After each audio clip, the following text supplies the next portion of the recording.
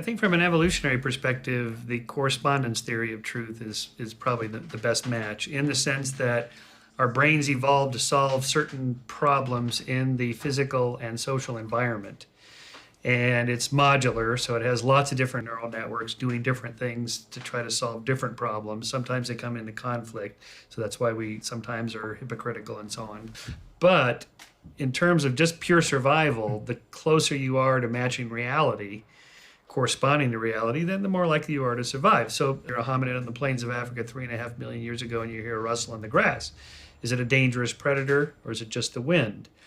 Well, if you assume that the rustle in the grass is a dangerous predator, it turns out it's just the wind, you've made a type 1 error. A false positive, it's kind of a superstitious type thing, but no harm. But if you make the other kind of error, you assume that the rustle in the grass is just the wind, it turns out it's a dangerous predator, you're lunch, right? So there's a selection process for getting it right more often than getting it wrong in a certain direction. So I think our brains actually are fairly good at getting it right most of the time, but not always. But that's as good as it gets until science. Without science, some kind of systematic, reliable method, we're going to make a lot of mistakes. Are there areas of truth that can be discerned independent of the scientific method?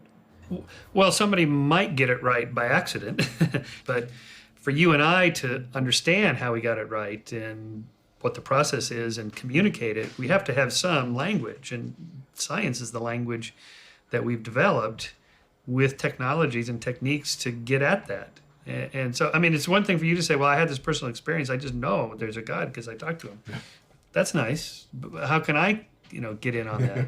We have to have some way of communicating, and science is a consistent language. Is then truth totally scientifically based? Well, I would prefer, I don't like the word truth.